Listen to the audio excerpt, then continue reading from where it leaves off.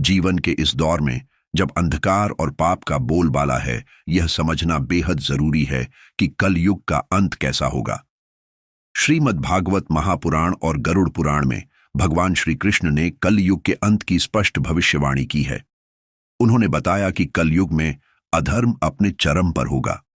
मनुष्य लोभ, मोह, क्रोध और कामना की जंजीरों में जकड़ा होगा। सत्य, धर्म और प्रेम का लोप हो जाएगा। लेकिन इसी अंधकार में छिपा है एक चेतावनी और एक आशा। श्री कृष्ण ने हमें यह भी बताया कि जब अधर्म अपनी सीमा पार कर जाएगा, तब भगवान विष्णु कल की अवतार के रूप में अवतरित होंगे और धर्म की पुनः स्थापना करेंगे। यह कहानी केवल कलयुग के अंत की नहीं, बल्कि आत्म जागृति की भी है। यह हमें यह सोचने पर मजबूर करती है कि क्या हम धर्म और सत्य के मार्ग पर चल रहे हैं। यह कहानी हमें प्रेरित करती है कि हम अपने कर्मों को सुधारें और सत्य, अहिंसा और प्रेम को अपने जीवन में अपनाएं। तो आइए इस अद्भुत कहानी को सुनें और समझें कि भगवान कृष्ण के ये शब्द हमारे जीवन को कैसे बदल सकते हैं। वीडियो में हमने पड़ताल की है कलयुग की, वो कलयुग जिसमें हम सब जी रहे हैं। इससे पहले 3 युग बीत चुके हैं, सतयुग, त्रेता युग और द्वापर युग। इन तीनों युगों का जिक्र हमारे धार्मिक ग्रंथों में मिलता है, और वह भी पूरी काल गणना के साथ।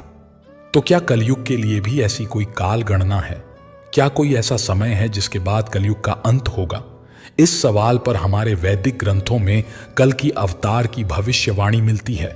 कल की यानी भगवान विष्णु का 10वां अवतार। क्या इसी 10वें अवतार भगवान कल्कि के साथ कलयुग का अंत होगा? इसके संकेतों को समझते हैं।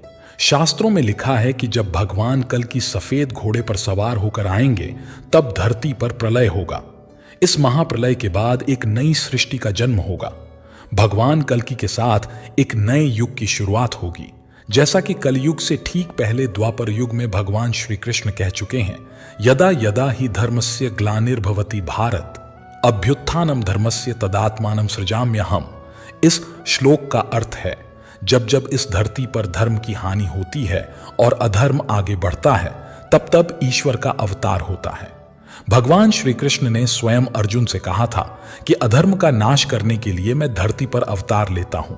3 युगों, सतयुग, त्रेता युग और द्वापर युग में भगवान विष्णु के 9 अवतार हो चुके हैं।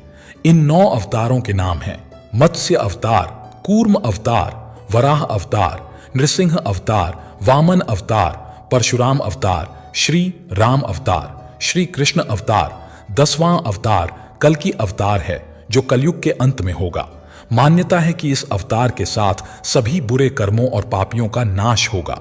अगर पौराणिक मान्यताओं के हिसाब से देखें तो महाभारत की घटना द्वापर युग की मानी जाती है। इसके पुरातात्विक साक्ष्य के अनुसार द्वापर युग खत्म हुए करीब 5100 साल बीत चुके हैं। इसके बाद कलयुग शुरू हुआ।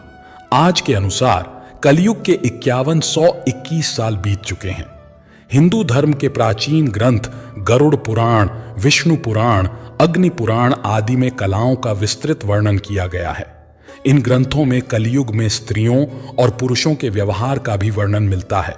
यदि आज का मनुष्य इन ग्रंथों में किए गए कलयुग के वर्णन को पढ़ेगा तो वह भयभीत हो जाएगा। भगवान श्री कृष्ण ने हजारों वर्षों पहले जो वर्णन किया है, वह आज के समय में एक एक शब्द सत्य साबित होता दिखाई दे रहा है। गरुड़ जी के पूछने पर भगवान श्री कृष्ण ने कलयुग की भयावहता का वर्णन किया है। श्री कृष्ण ने कहा कि सतयुग, त्रेता युग, द्वापर युग और कलयुग, इन चारों युगों में कलयुग सबसे छोटा और सबसे भयंकर है। जब कलयुग में पाप अपने चरम पर होगा और धर्म का संपूर्ण नाश हो जाएगा, तब एक भयंकर प्रलय इस सृष्टि का विनाश करेगी। भगवान श्री कृष्ण ने बताया कि कलयुग में स्त्रियों और पुरुषों का स्वभाव, उनके कर्म और व्यवहार कैसे होंगे। आइए इसे संक्षिप्त रूप में समझते हैं। बलवान व्यक्ति सबका स्वामी होगा। गरुड़ पुराण के अनुसार चाहे वह किसी भी कुल में जन्मा हो, जो बलवान होगा वही सभी का स्वामी बनेगा। वह सभी वर्णों से कन्याओं को ग्रहण करेगा। धोखा और पाखंड चरम पर होगा। कलयुग में जो व्यक्ति झूठ और पाखंड करेगा, उसे श्रेष्ठ माना जाएगा। मनुष्य विचारधारा और मशीनी उपकरणों की पूजा करेंगे। उन्हें देवताओं से भी ऊपर स्थान दिया जाएगा। धर्म और उपवास के नियम टूटेंगे। लोग उपवास, व्रत, दान, तप आदि अपने अनुसार करेंगे। कोई विधि विधान का पालन नहीं करेगा। लोग अपने स्वार्थ के अनुसार धर्म के नियम बदलेंगे। धन का दिखावा बढ़ेगा। थोड़े से धन को प्राप्त कर लोग गर्व करेंगे। मनुष्य धन का उपयोग केवल दिखावे के लिए करेगा और स्वयं को धनवान दिखाने की कोशिश में लगा रहेगा। धनवान पुरुष का प्रभाव, जो पति धनहीन होगा उसकी पत्नी उसे त्याग देगी। धनवान पुरुष स्त्रियों का स्वामी बन जाएगा। गाय का सम्मान घटेगा। मनुष्य गाय को केवल दूध के लिए पालेगा, लेकिन उसकी सेवा या पूजा नहीं करेगा। धन कमाने की प्रवृत्ति, मनुष्य का सारा ध्यान केवल धन कमाने पर होगा। दान और धर्म के प्रति कोई रुचि नहीं होगी। स्त्रियों का स्वभाव, स्त्रियां सुंदर पुरुष की कामना करेंगी और धर्म व शास्त्रों की अवहेलना करेंगी। वे अपने पति और गुरुओं का सम्मान नहीं करेंगी। परिवार का विघटन, लोग अपने स्वार्थ के कारण रिश्तों को तोड़ेंगे। वृद्ध जनों की सेवा करना भूल जाएंगे। संयम का अभाव, बिना स्नान के भोजन करना, अग्नि देवता और अतिथि का सम्मान न करना आम हो जाएगा। प्राकृतिक आपदाएं और रोग, योग, तपस्या और सात्विक आहार के अभाव में लोग कम उम्र में ही मृत्यु को प्राप्त करेंगे। अनाज और फल उत्पन्न नहीं होंगे। कलयुग का अंत समय में महिलाएं कम उम्र में ही गर्भवती होंगी। पेड़ पौधे खत्म हो जाएंगे और केवल शमी के पेड़ बचेंगे। इस प्रकार पुराणों में कलयुग का भयावह वर्णन किया गया है। क्या आपको लगता है कि आज के समय में यह सत्य हो रहा है? भगवान श्री कृष्ण ने बताया है कि कलयुग का अंत कैसे होगा। आज के इस वीडियो के माध्यम से हम बताएंगे कि कलयुग के क्या लक्षण हैं, कलयुग में स्त्री और पुरुष कैसे होंगे, उनकी आयु कितनी होगी, कलयुग का अंत किस प्रकार से होगा और अभी कितना समय बाकी है। तो चलिए बिना देरी किए जान लेते हैं। दोस्तों, महाभारत के युद्ध की समाप्ति के पश्चात जब धर्मराज युधिष्ठिर हस्तिनापुर के सिंहासन पर आसीन हुए तो उनके मन में सृष्टि के भविष्य को लेकर अनेक चिंताएं उठने लगी। द्वापर युग अब समाप्त होने की कगार पर था और कलयुग के आगमन के संकेत मिलने लगे थे। युधिष्ठिर यह सोचकर व्याकुल हो उठे कि कलयुग में मानव जीवन का क्या होगा और धर्म की क्या स्थिति रहेगी। अपने मन की इस चिंता का समाधान पाने के लिए उन्होंने अपने चारों भाइयों भीम, अर्जुन, नकुल और सहदेव के साथ भगवान श्री कृष्ण के पास जाने का निश्चय किया। इस प्रकार विचार करके सभी पांडव द्वारिका की ओर प्रस्थान करने लगे। वे पवित्र नगरी द्वारिका में पहुंचे, जहां श्री कृष्ण ने उनका स्वागत किया। श्री कृष्ण के पास पहुंचते ही युधिष्ठिर ने उनके चरणों में प्रणाम किया और कहा, हे केशव, आपको बारंबार नमस्कार है। श्री कृष्ण ने मुस्कुराते हुए कहा, हे महाराज युधिष्ठिर, द्वारिका नगरी में आपका स्वागत है। कहिए, मैं आपकी किस प्रकार से सहायता कर सकता हूं? युधिष्ठिर ने विनम्रतापूर्वक कहा, हे माधव, आप तो सब कुछ जानते हैं। द्वापर युग अब समाप्त होने वाला है और कलियुग के संकेत स्पष्ट रूप से दिखने लगे हैं। मैं यह जानना चाहता हूं कि कलयुग में मानव का स्वभाव और आचरण कैसा होगा, वह किस प्रकार के कर्म करेगा और मोक्ष प्राप्ति के लिए उसे कौन से प्रयास करने होंगे। श्री कृष्ण ने गहरी मुस्कान के साथ उत्तर दिया, हे धर्मराज, आपकी जिज्ञासा उचित है। कलयुग के प्रभावों को समझना अत्यंत महत्वपूर्ण है, लेकिन इसका उत्तर मैं आपको सीधे नहीं दे सकता। इसके लिए आपको और आपके भाइयों को कुछ विशेष अनुभव प्राप्त करने होंगे। युधिष्ठिर ने उत्सुकता पूर्वक पूछा, हे केशव, आप जिस प्रकार की परीक्षा की बात कर रहे हैं उसके लिए हम क्या करें? हमें क्या अनुभव करना होगा?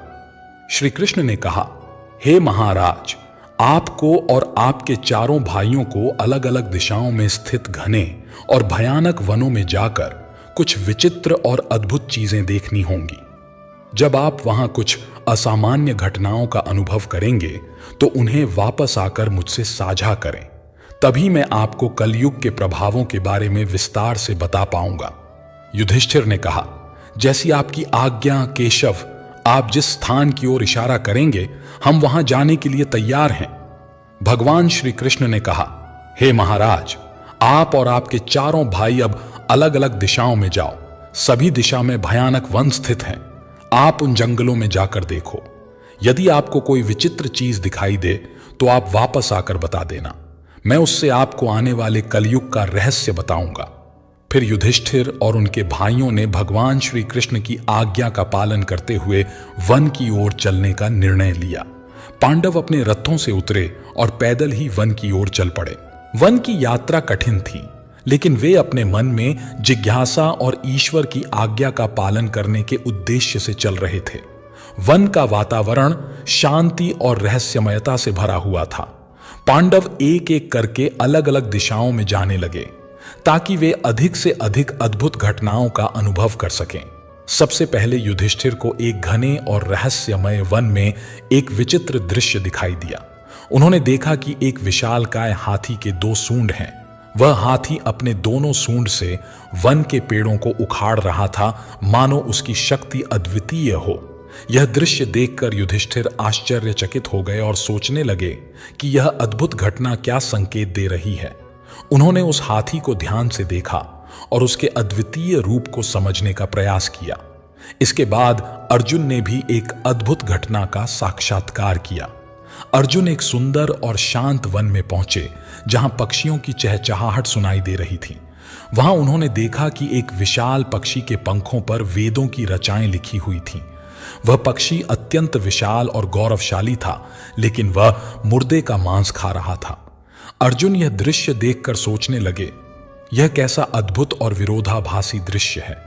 एक ओर यह पक्षी वेदों का ज्ञान धारण करता है और दूसरी ओर वह मृत जीवों का मांस खा रहा है।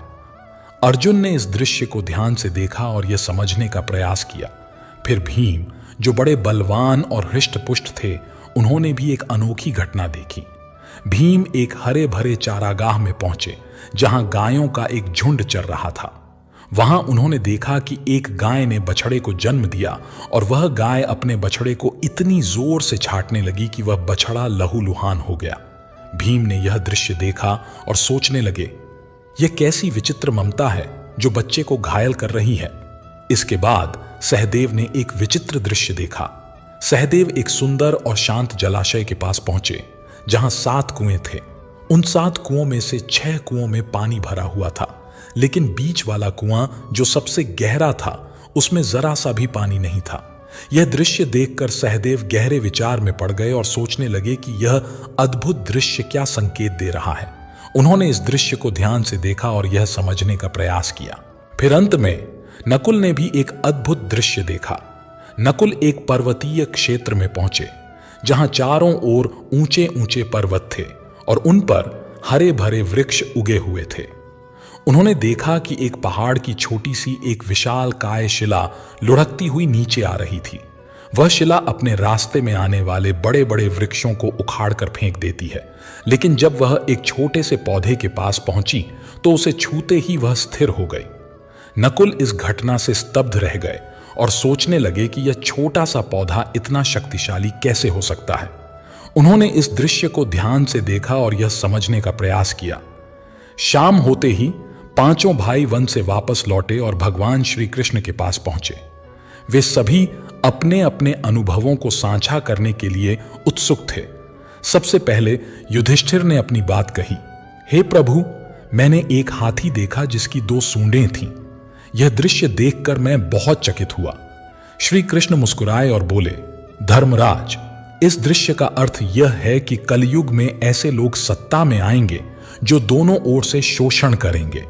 वे एक ओर प्रजा से सेवा और भक्ति की मांग करेंगे और दूसरी ओर अपने स्वार्थ के लिए उनका दोहन करेंगे। वे दिखावे में कुछ और होंगे और अंदर से कुछ और। ऐसे शासक प्रजा के हित की बजाय अपने स्वार्थ को प्राथमिकता देंगे। इसके बाद अर्जुन ने कहा, प्रभु, मैंने एक पक्षी देखा जिसके पंखों पर वेदों की रचनाएं लिखी हुई थीं, लेकिन वह पक्षी मुर्दे का मांस खा रहा था।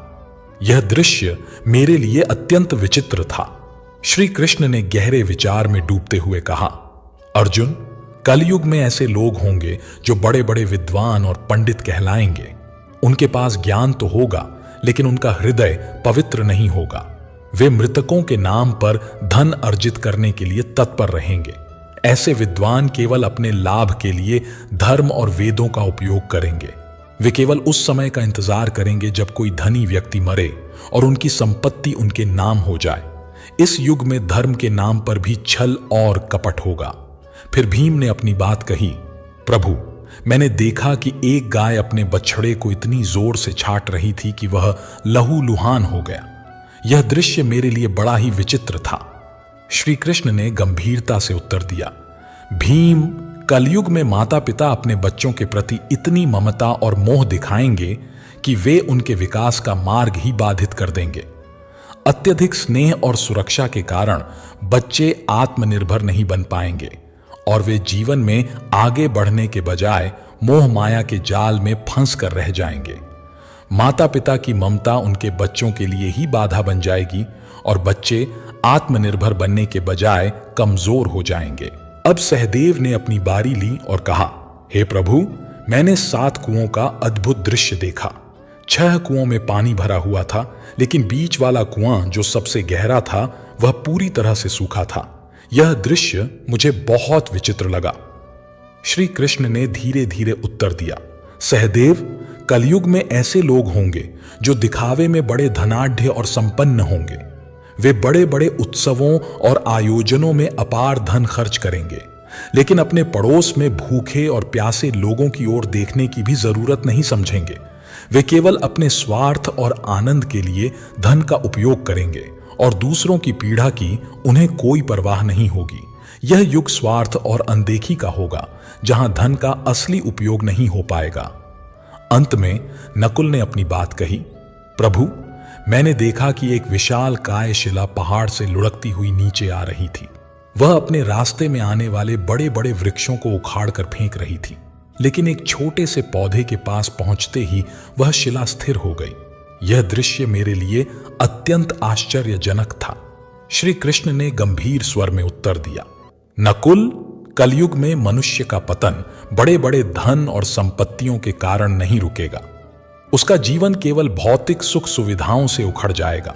लेकिन अगर मनुष्य अपने हृदय में भगवान का नाम और सच्ची भक्ति धारण कर लेता है तो वह पतन के मार्ग से बच सकता है। हरि नाम का छोटा सा पौधा भी जीवन को संभाल सकता है, जबकि बड़े बड़े वृक्ष जैसे धन और सत्ता उसे नहीं बचा पाएंगे। यही कलयुग का सच होगा। भगवान श्री कृष्ण के इन उत्तरों को सुनकर 5 पांडव गहरे विचार में पड़ गए। उन्होंने कलयुग के भविष्य की एक झलक देख ली थी और यह समझ लिया कि इस युग में मनुष्य का स्वभाव और आचरण कैसे बदल जाएगा। वे समझ गए कि इस युग में धर्म और सत्य का पालन करना कितना कठिन होगा, लेकिन यदि वे सच्ची भक्ति और भगवान के नाम का आश्रय लें तो वे अवश्य ही इस पतन से बच सकते हैं। इसके पश्चात पितामह भीष्म ने भी कलयुग के बारे में कुछ भविष्यवाणियां की। उन्होंने कहा, कलयुग में लोग अपने माता पिता की सेवा नहीं करेंगे। संपत्ति के लालच में वे अपने माता पिता को घर से बाहर निकाल देंगे और विषय वासना में लिप्त हो जाएंगे। लोग पराई स्त्रियों पर बुरी नजर डालेंगे और सदैव काम वासना से भरे रहेंगे। यह सुनकर पांडवों ने कलयुग की एक और गहरी झलक पाई और यह समझ गए कि इस युग में मानव का पतन कितना गहरा हो सकता है। उन्होंने यह भी जाना कि धर्म और सत्य के मार्ग पर चलते हुए ही वे इस युग की कठिनाइयों का सामना कर सकते हैं। एक ही स्त्री कई पुरुषों से विवाह करेगी। यह स्थिति समाज में नैतिकता और सदाचार का ह्रास होने का प्रतीक है। इसके अलावा लोग पूजा पाठ, श्राद्ध, अंतिम संस्कार, मुंडन और विवाह जैसे धार्मिक और सांस्कृतिक कार्यों का परित्याग कर देंगे। जल के अभाव के कारण लोग स्नान भी नहीं करेंगे और अशुद्ध ही रहेंगे। कलयुग के अंत में लोग केवल मांसाहार का ही सेवन करेंगे और कोई भी सात्विक आहार ग्रहण नहीं करेगा। इस युग में लोगों के वस्त्र चमकीले और तने हुए होंगे, जो उनके भौतिकता के प्रति आकर्षण और आध्यात्मिकता से दूर होने का संकेत है। तीसरा संकेत वृक्षों का फलहीन होना। भगवान श्री कृष्ण ने तीसरा संकेत बताया कि कलयुग के अंत समय में वृक्षों में फल आना बंद हो जाएगा। सभी वृक्ष फल रहित हो जाएंगे और सृष्टि में हर तरफ केवल शमी के वृक्ष ही दिखाई देंगे। मनुष्य शाकाहार को त्याग कर केवल मांसाहार का सेवन करेंगे। इस युग का भोजन तामसिक और रोग उत्पन्न करने वाला होगा, जिससे लोग जल्दी ही बूढ़े होकर मृत्यु को प्राप्त हो जाएंगे।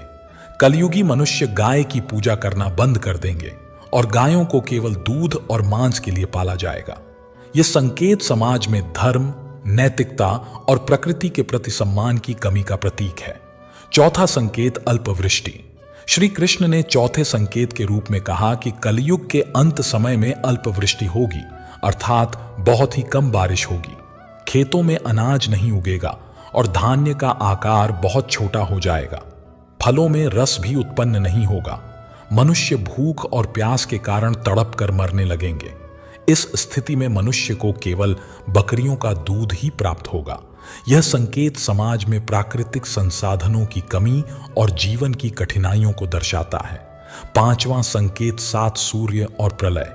अंत में भगवान श्री कृष्ण ने सबसे भयानक संकेत का वर्णन किया। उन्होंने कहा कि जब कलयुग का अंत निकट होगा तब भगवान विष्णु सूर्य की किरणों में विराजमान होकर पृथ्वी का संपूर्ण जल सोख लेंगे। आकाश में चारों तरफ 7 सूर्य दिखाई देंगे। इन सभी सूर्य के प्रभाव से संपूर्ण सृष्टि जलकर खाक हो जाएगी। तत्पश्चात रुद्र रूपी भगवान विष्णु संपूर्ण संसार को दग्ध करके अपने श्वास से मेघों को उत्पन्न करेंगे। यह मेघ भयंकर गर्जना करते हुए अगले 100 वर्षों तक आकाश से जल की वर्षा करेंगे, जिससे सृष्टि की वह भयंकर अग्नि शांत हो जाएगी। अग्नि शांत होने पर ये मेघ संपूर्ण जगत को जल में डुबो देंगे, जिससे संपूर्ण सृष्टि का अंत हो जाएगा। श्री कृष्ण ने गरुड़ जी से कहा, यह दृश्य इतना विनाशकारी और भयावह होगा कि समस्त संसार जलकर राख हो जाएगा। संपूर्ण जगत का ध्वंस होगा। लेकिन यह केवल एक अंत नहीं है, बल्कि एक नई शुरुआत का संकेत भी है। जब सृष्टि अपने विनाश को प्राप्त कर लेगी, तब भगवान अपनी इच्छा मात्र से एक नई सृष्टि की रचना करेंगे। यह सृष्टि पहले से अधिक शुद्ध, पवित्र और दिव्य होगी, जहां धर्म, सत्य और आध्यात्मिकता का पुनः उत्थान होगा। यह एक चक्र है, सृष्टि पालन और संहार। जब एक युग का अंत होता है तो यह किसी नए युग की शुरुआत के लिए मार्ग प्रशस्त करता है। यह हमें यह समझाता है कि हर अंत एक नई शुरुआत का प्रारंभ है और इस नई सृष्टि में वही जीवित रहेंगे जिन्होंने धर्म और सत्य का पालन किया है। इस प्रकार से कलयुग का अंत होगा और फिर परमात्मा अपनी इच्छा मात्र से पुनः सृष्टि की रचना करेंगे। यह ज्ञान हमें सिखाता है कि कलयुग की कठिनाइयों और चुनौतियों के बावजूद हमें सच्चे धर्म और भगवान के नाम का आश्रय लेना चाहिए। इसी में हमारा कल्याण है। सतयुग में राजा हरिश्चंद्र हुए थे। वे हरिश्चंद्र जिन्होंने सत्य के लिए अपने परिवार का और अंत में खुद का बलिदान भी दे दिया था। त्रेता युग में धर्म के 3 पैर थे। इस युग में पाप थोड़ा बहुत होता था, पर सतयुग से थोड़ा ज्यादा और पुण्य सतयुग से थोड़ा कम होता था। इस युग में विष्णु का वामन और राम अवतार हुए थे। असुरराज बाली ने 3 पग में धरती दान कर दी, जबकि राक्षस राज रावण ने सीता का अपहरण करने के बाद उन्हें छुआ तक नहीं। द्वापर युग में आधे मनुष्य पापी और आधे पुण्यात्मा थे। जितने पाप होते थे उतने ही पुण्य भी हो जाते थे। इसी युग में महाभारत का युद्ध हुआ था। यह युद्ध धर्म का युद्ध था। कृष्ण ने धर्म की रक्षा की थी। अब कलिकाल यानी कि कलयुग आया, जिसमें धर्म का कोई नामो निशान नहीं है। धर्म अब पंगु बन गया है। इस युग में मनुष्य पाप अधिक करता है और पुण्य न के बराबर। वर्तमान में देखा जा रहा है कि पुण्य कहीं बचा ही नहीं है। अब तो चारों तरफ पाप ही पाप नजर आता है। अगर कोई इंसान थोड़ा बहुत दान पुण्य करता है तो वह उसका भी प्रचार इस तरह से करता है जैसे कि उसने बहुत बड़ा एहसान किया हो। इस युग में यज्ञों की पूजा नहीं बल्कि अपमान किया जाएगा। इस युग में इतनी बीमारियां आएंगी जिनका कोई इलाज संभव नहीं होगा। कलयुग का कालखंड सबसे छोटा माना गया है और यह भी माना जाता है कि कलयुग में भगवान विष्णु का 10वां अवतार होगा, जिसका नाम होगा कल्कि। वर्तमान समय में कलयुग ही चल रहा है। विष्णु पुराण में कहा गया है कि कलयुग में पाप इतना अधिक होगा कि सृष्टि का संतुलन ही बिगड़ जाएगा। एक घटना के अनुसार मुनियों और ऋषियों के साथ चर्चा करते हुए वेद व्यास जी कहते हैं, हे मुनिजन, सभी युगों में कलयुग ही सबसे श्रेष्ठ युग है, क्योंकि 10 वर्ष में जितना व्रत और तप करके कोई मनुष्य सतयुग में पुण्य प्राप्त करता है, त्रेता युग में उतना पुण्य 1 साल के तप से प्राप्त कर सकता है। इसी प्रकार उतना ही पुण्य द्वापर युग में 1 महीने के तप से प्राप्त हो सकता है, किंतु कलयुग में इतना बड़ा पुण्य मात्र 1 दिन के तप से प्राप्त किया जा सकता है। इस तरह व्रत और तप के फल की प्राप्ति के लिए कलयुग ही सबसे श्रेष्ठ समय है। श्री कृष्ण कहते हैं कि कलयुग में ऐसे लोगों का राज्य होगा जो दोनों ओर से शोषण करेंगे। वे बोलेंगे कुछ और, करेंगे कुछ और, मन में कुछ और होगा और कर्म में कुछ और। इस युग में ऐसे लोग महान ज्ञानी और ध्यानी कहलाएंगे, परंतु उनके आचरण राक्षसी होंगे। कई लोग पंडित और विद्वान कहलाएंगे, किंतु वे यही देखेंगे कि कौन मरे और उनके नाम से संपत्ति छोड़ जाए। कलयुग का मनुष्य शिशुपाल जैसा हो जाएगा। कलयुग में मां का अपने बच्चों से इतना मोह होगा कि उन्हें अपने विकास का अवसर ही नहीं मिलेगा। मोह माया में ही घर बर्बाद हो जाएगा। ज्यादा प्यार मिलने के कारण बच्चे बिगड़ जाएंगे और गलत काम करेंगे। अगर कोई बेटा घर त्याग कर साधु बनेगा तो हजारों लोग उसके दर्शन करेंगे, लेकिन यदि अपना बेटा साधु बनेगा तो परिवार रोएगा कि हमारी जिंदगी बर्बाद हो गई। इतनी सारी ममता होगी कि बच्चों को मोह माया और परिवार में बांध कर रखा जाएगा, जिससे उनका जीवन खत्म हो जाएगा। अंत में बेचारा अनाथ होकर मरेगा। कलयुग में अमीर लोग अपने बच्चों की शादी, मकान के उत्सव और छोटे आयोजनों में लाखों रुपए खर्च करेंगे। जितना ज्यादा खर्च होगा उतना ही उनका नाम होगा, परंतु यदि आसपास कोई भूखा प्यासा होगा तो वे यह देखने की भी परवाह नहीं करेंगे कि उसका पेट भरा है या नहीं। अपना ही सगा भूखा मर जाएगा और वे देखते रहेंगे।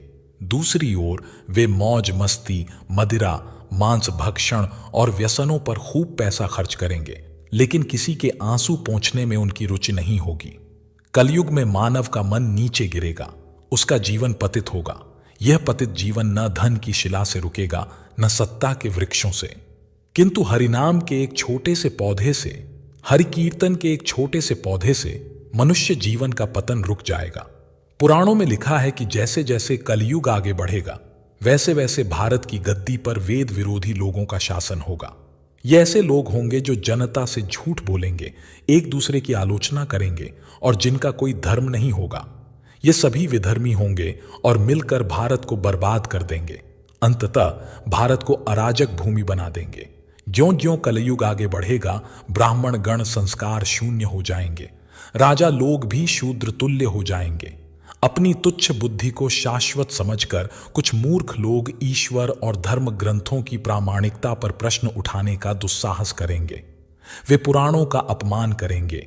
इसका अर्थ होगा कि उनके पाप प्रबल हो चुके हैं। जब सभी वेदों को त्याग दिया जाएगा, संस्कार शून्यता फैलेगी। लोग छोटी छोटी बातों पर क्रोधित होकर आग बबूला हो जाएंगे।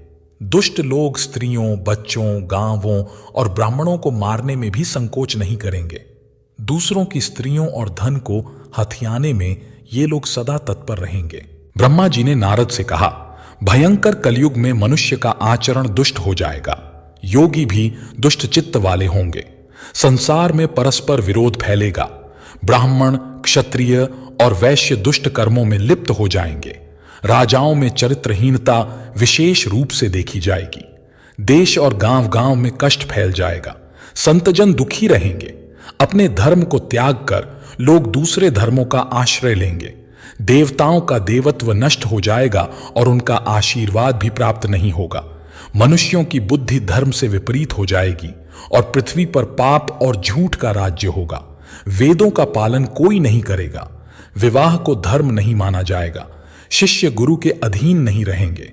पुत्र भी अपने धर्म का पालन नहीं करेंगे। जो बलवान होगा वही सबका स्वामी होगा। सभी लोग कन्याओं को बेचकर अपना निर्वाह करेंगे। कलयुग में जो भी कहेगा वही शास्त्र माना जाएगा। कम धन होने पर भी मनुष्यों में घमंड होगा। स्त्रियां अपने केशों पर ही रूपवती होने का गर्व करेंगी। कलयुग में स्त्रियां धनहीन पतियों को त्याग देंगी। उस समय धनवान पुरुष ही स्त्रियों का स्वामी होगा।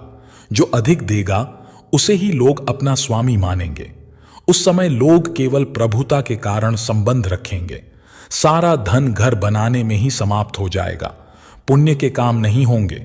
बुद्धि केवल धन के संग्रह में लगी रहेगी। सारा धन उपभोग में ही समाप्त हो जाएगा। स्त्रियां अपनी इच्छानुसार आचरण करेंगी और भोग विलास में ही लिप्त रहेंगी। अन्याय से धन कमाने वाले पुरुषों में उनकी आसक्ति होगी। कलयुग में सभी लोग समानता का दावा करेंगे, लेकिन एक दूसरे से जलेंगे और नफरत करेंगे। प्रजा पानी और सूखे के भय से व्याकुल रहेगी। उनके नेत्र आकाश की ओर लगे रहेंगे। वर्षा न होने के कारण मनुष्य तपस्वियों की भांति फल, फूल और पत्ते खाकर अपना जीवन यापन करेंगे। कलयुग में देव पूजा, अतिथि सत्कार, श्राद्ध और तर्पण की क्रियाएं समाप्त हो जाएंगी। स्त्रियां लोभी, नाटी, अधिक खाने वाली और मंदभाग्य वाली होंगी।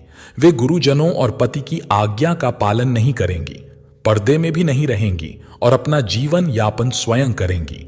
वे क्रोध से भरी रहेंगी, देह की शुद्धि पर ध्यान नहीं देंगी और असत्य तथा कटु वचन बोलेंगी। दुराचारी पुरुषों से मिलने की अभिलाषा रखेंगी और अपने शरीर का प्रदर्शन करेंगी। ब्रह्मचारी लोग बिना वेदों में कहे गए व्रत का पालन किए ही तप करेंगे। गृहस्थ पुरुष न तो हवन करेंगे न उचित दान देंगे। वनों में रहने वाले भी वनों के कंद मूल पर निर्भर रहने के बजाय ग्रामीण आहार का संग्रह करेंगे। सन्यासी भी मित्रता और स्नेह के बंधनों में बंधे रहेंगे। वे भी स्त्रियों के प्रति गलत दृष्टि रखेंगे। कलयुग आने पर राजा प्रजा की रक्षा नहीं करेंगे, बल्कि कर के बहाने प्रजा के धन का अपहरण करेंगे। अधम मनुष्य संस्कारहीन होते हुए भी पाखंड का सहारा लेकर लोगों को ठगने का कार्य करेंगे। उस समय पाखंड की अधिकता और अधर्म की वृद्धि से लोगों की आयु कम होती चली जाएगी। उस समय 5, 6 अथवा 7 वर्ष की आयु में स्त्रियां और 8 या 10 वर्ष की आयु में पुरुष संतान उत्पन्न करने लगेंगे। घोर कलयुग आने पर मनुष्य 20 वर्ष तक भी जीवित नहीं रहेंगे। उस समय लोग मंदबुद्धि वाले, व्यर्थ के चिन्ह धारण करने वाले और बुरी सोच वाले होंगे। लोग ऋण चुकाए बिना ही भूल जाएंगे और जो शास्त्र में कहीं विधान नहीं है, ऐसे यज्ञों का अनुष्ठान होगा। मनुष्य अपने को ही पंडित समझेंगे और बिना प्रमाण के ही सब कार्य करेंगे। तारों की ज्योति भी क्षीण हो जाएगी। 10 दिशाएं विपरीत हो जाएंगी। पुत्र पिता को और बहुएं सास को काम करने को कहेंगी। मनुष्य अपने माता पिता को घर से बाहर निकाल देंगे और उनका अपमान करेंगे। कलयुग में समय के साथ साथ मनुष्य वर्तमान पर विश्वास करने वाले, शास्त्र ज्ञान से रहित, दंभी और अज्ञानी हो जाएंगे। कलयुग के अंत समय में भयंकर युद्ध होंगे। भारी वर्षा, प्रचंड आंधी और जोरों की गर्मी से लोग बेहाल हो जाएंगे। लोग खेती काट लेंगे, कपड़े चुरा लेंगे, पानी पीने का सामान और पेटियां तक चुरा लेंगे। चोर अपने जैसे चोरों की संपत्ति चुराने लगेंगे। हथियारों से भी हत्याएं होने लगेंगी। चोरों से चोरों का नाश होगा, जिससे जनता का कल्याण भी होगा। बाद में मनुष्यों की आयु अधिकतम 30 वर्ष रह जाएगी। औसत आयु 20 वर्ष तक ही सीमित हो जाएगी। 10 वर्ष की आयु में स्त्रियां गर्भवती हो जाया करेंगी। 16 वर्ष की आयु में लोग वृद्ध हो जाएंगे और बस वर्ष में मृत्यु को प्राप्त हो जाएंगे। इंसान का शरीर घटकर बोना हो जाएगा। कलयुग में ऐसा समय आएगा जब मनुष्यों की उम्र बहुत कम रह जाएगी। युवावस्था समाप्त हो जाएगी। कली के प्रभाव से प्राणियों के शरीर छोटे, क्षीण और रोगग्रस्त हो जाएंगे। 12 स्कंध में श्री सुखदेव जी परीक्षित जी से कहते हैं, जैसे जैसे घोर कलयुग आता जाएगा, धर्म, सत्य, पवित्रता, क्षमा, दया, आयु, बल और स्मरण शक्ति का लोप होता जाएगा। कलिकाल बढ़ने के साथ साथ मनुष्यों की आयु घटकर 20 या 30 वर्ष रह जाएगी। धर्म और जीवन का पतन। कलयुग में चारों वर्णों के लोग शूद्रों के समान हो जाएंगे। गाय भी बकरियों की तरह छोटी और कम दूध देने वाली हो जाएगी। अंततः अन्न उपजना बंद हो जाएगा। पेड़ों पर फल नहीं लगेंगे। धीरे धीरे सारी चीजें विलुप्त हो जाएंगी। गाय दूध देना बंद कर देगी। स्त्रियां कठोर स्वभाव वाली, कटु वचन बोलने वाली और पति की आज्ञा न मानने वाली होंगी। जिसके पास धन होगा, स्त्रियां उसी के साथ रहेंगी। मनुष्यों का स्वभाव गधों जैसा हो जाएगा। धर्म कर्म का लोप हो जाएगा। मनुष्य अहितकारी, नास्तिक और चोर बन जाएंगे। कलयुग में समाज हिंसक हो जाएगा। जो लोग बलवान होंगे उनका ही शासन चलेगा। मानवता नष्ट हो जाएगी। रिश्ते समाप्त हो जाएंगे। एक भाई दूसरे भाई का शत्रु बन जाएगा। जुआ और हिंसा ही धर्म समझा जाएगा। पुत्र अपने पिता का और पिता अपने पुत्र का वध करके भी संतुष्ट नहीं होंगे। लोग अपनी प्रशंसा के लिए बड़ी बड़ी बातें बनाएंगे, लेकिन उनकी निंदा नहीं होगी। कलयुग का अंत और समाधान। कलयुग के अंत में सभी अनैतिक कृत्य सामान्य हो जाएंगे। स्त्री और पुरुष वैदिक नियमों का पालन करना छोड़ देंगे। अंततः कलयुग से बचने का एकमात्र उपाय हरिकीर्तन और धर्म का अनुसरण होगा। वेदों की ओर लौटकर ही मानवता बच सकती है। जो व्यक्ति धर्म से विमुख रहेगा वह हमेशा दुख और संकटों में घिरा रहेगा। धर्म, सत्य, स्वच्छता, सहिष्णुता, दया, आयु, बल और स्मरण शक्ति का क्रमशः ह्रास होगा। जिसके पास जितना अधिक धन होगा वही सबसे श्रेष्ठ माना जाएगा। कानून और न्याय केवल शक्ति के आधार पर लागू किए जाएंगे। कलयुग में पुरुष और स्त्री साथ साथ रहेंगे और व्यापार में सफलता छल पर निर्भर करेगी।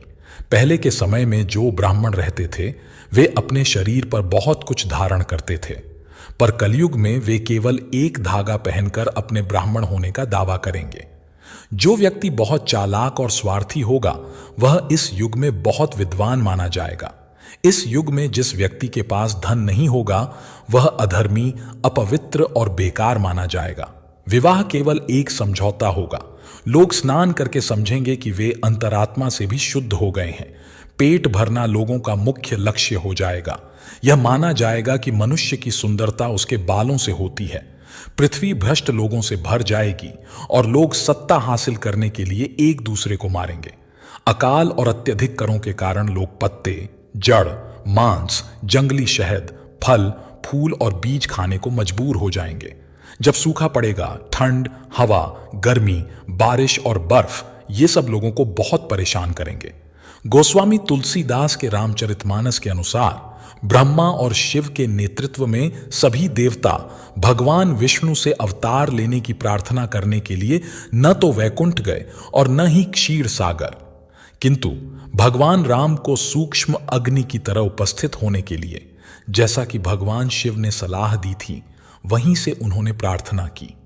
भगवान ने उन्हें आश्वासन दिया कि उनका अवतार होगा। आगे बताया गया है कि मनु और शत्रुपा ने इसके लिए घोर तपस्या की।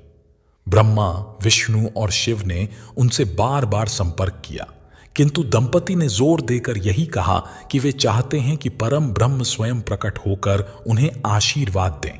वे ब्रह्मा, विष्णु और शिव के आश्वासन से कदापि संतुष्ट नहीं हुए। वे उस स्वरूप को पाना चाहते थे जो शिव के हृदय में बसता है, जिसके बारे में महान योगी ध्यान करते हैं और जो भूसुंडी की अंतरात्मा के भक्ति महासागर में हंस की तरह तैरता है। ज्ञान, योग और भक्ति तीनों के रूप में स्वयं प्रकट होकर उन्हें आशीर्वाद देने के लिए ही वे तपस्या कर रहे थे। इसी प्रकार श्रीमद् भागवत में वेदव्यास ने संसार के नियंतापूर्ण ब्रह्म के सत्य का पता लगाने के लिए प्रतिज्ञा की।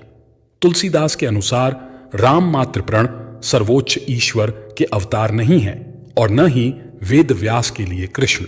इस दृष्टिकोण को समझाने के लिए तुलसीदास ने अनेक घटनाओं का उल्लेख किया है।